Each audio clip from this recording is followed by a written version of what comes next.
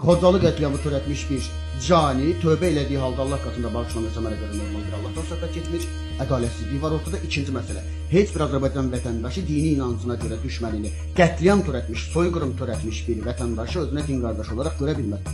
Çevik bəy, yenə eyni taktika, hə? Ay Çevik, necə də bəsit düşünürsünüz? Müsəlmanlar yaxud möminlər bir-biri ilə qardaşdır ifadəsini belə anlamısınız? Sizin sözünüzdən belə çıxır ki, iki müsəlmandan biri o biri qardaşını öldürsə, qardaşı öldürülən müsəlman məhkəmədə qatil müsəlmanı qucaqlayıb öpməlidir ki, sən mənim müsəlman qardaşımsan, yaxud da mömin qardaşımsan. Buradan bəlli olur ki, nə tövbə mövzusunu, nə də müsəlman qardaşlıq mövzusunu doğru anlamamısınız. Əvvəlcə tövbəni izah edeyim. Çevik bəy, ən azı uşaqlıqda böyük buluşma, yaxud sırlar dünyası kimi filmlərdə qul haqqı, yəni haqqunnas kəlməsini dəfələrlə eşitmisiniz. Əminəm ki, bunu da eşitmisiniz ki, Allah öz haqqından keçər, amma qul haqqından keçməz. Bax, tövbə barədə misal gətirdiyin ayədə də Allah öz haqqı barədə danışır. Allah demək istəyir ki, indiyə qədər Allahı tanımamısan, işlərində Allahı nəzərə almamısan. Sən Çevik, ekranda Allah yoxdur yazan zaman Allahı başının üzərində hazır, nazir bilməmsən, başa düşdük. İndi də bundan peşmansan, hə, yaxşı, bunları sənə bağışlayıram, amma bəndələrin haqqına gəlincə yox. Bəndənin haqqından keçmək ədalətə ziddir. Yəqin bunları sizə indiyə qədər bu şəkildə izah edən olmamışdı. Bunu da dəlil kimi izah edeyim ki,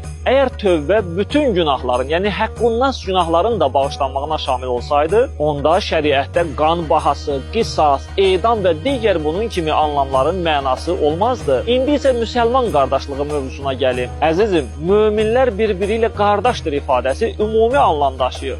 Cinayətkara qardaş demək üçün deyil bu ayə. Necə ki, bir millət, iki dövlət ifadəsi ümumi anlam daşıyır. Biz başqa bir ölkə ilə eyni millətdən ola bilərik. Amma həmən ölkənin vətəndaşının cinayət törətməsi üçün bir millət, iki dövlət anlayışı nə məhkəmədə keçərlidir, nə də tətbiq olunan cəzada. Yəni Çevik bəy, sənin fərziyyənə əsasən Xocalıda qətliam törətmiş bir erməni möcüzə nəticəsində tövbə edib müsəlman olsa, biləsən ki, o ermənini etdiyi cinayətlərə və qələtlərə görə istər dünyəvi, istərsə də dini qanunlar əsasında şiddətli cəza gözləyir.